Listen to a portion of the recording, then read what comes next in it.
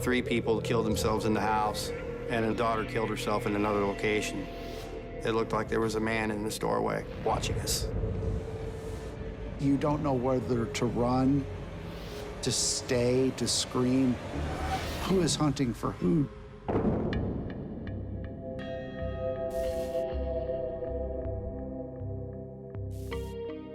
My ghost story began when I spent a night at the Lemp Mansion in St. Louis, Missouri. Glenn Adams, myself, and a few other folks, we decided to rent the Lemp Mansion for the evening. It's reputed to be a very haunted location. We wanted to take some photos and see if we would have any personal experiences. The Lemp Mansion is quite impressive. And you get up to the top of the hill, make a right turn, and there is this magnificent old building. It's a bed and breakfast and a restaurant. The Lemp family made a fortune in the brewing industry. But right at the height of their power, tragedy struck. It was a snowball that started to roll downhill, and it kept getting bigger and bigger. They had really tragic suicides in their family. 3 people killed themselves in the house, and a daughter killed herself in another location. William Lemp Sr. killed himself in the front room. Billy killed himself in the bedroom. Charles killed himself where William had killed himself. We rented all the rooms, so we had the whole place to ourselves. When you walk into the building, there's a heaviness that you feel all around you. You're just not alone. During the daytime, when you walk into the mansion, it seems just like another place. But when it gets dark, it has another vibe to it completely. It just feels like there's something watching you when you're in this house. Steve and I decided to go down into the basement. The steps are very dark. They creak, they groan. It is like the haunted houses that you see in movies. We were the only 2 down in the basement, and we were setting up cameras, just trying to see if anything was going on down there.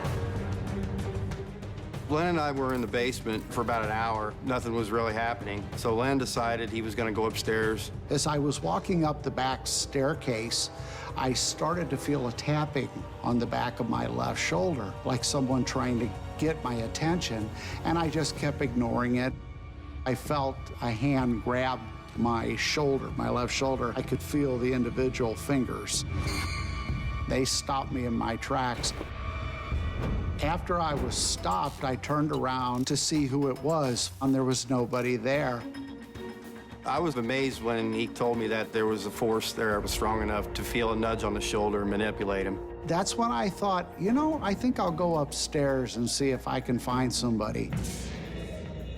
The basement is one of those places that you feel like you should leave. There is a presence there that does not want you there. So Len left. I stuck around for a little bit longer and took some more photos, and I thought I'd seen a shadow coming down the staircase. Steve came running up from the basement. He was all excited. It was a shadow person.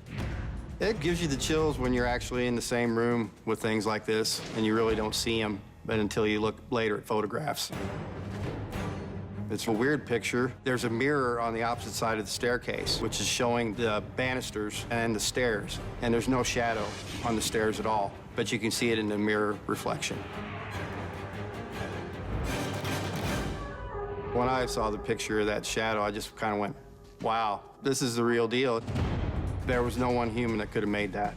He was trying to tell us about the shadow he had seen in the basement.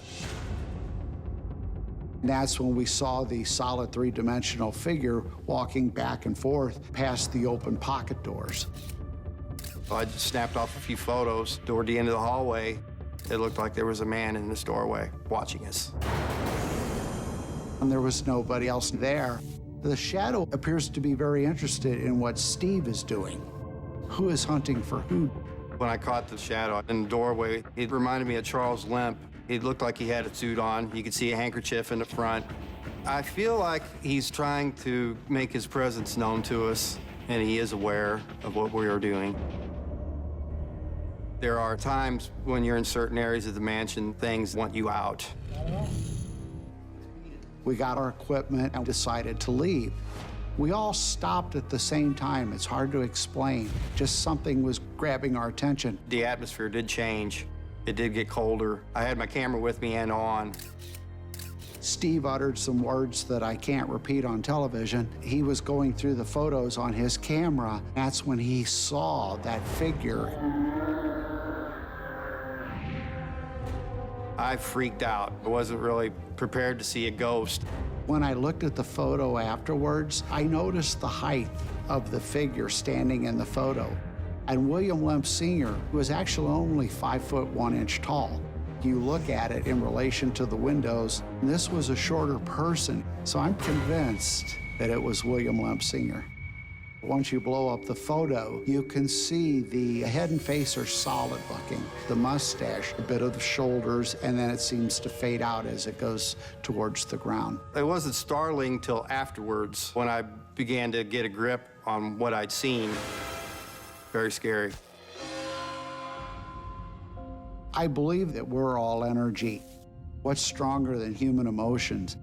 The emotions that were played out in that house with that family, I think it's left an imprint behind that's never, ever gonna wear itself out.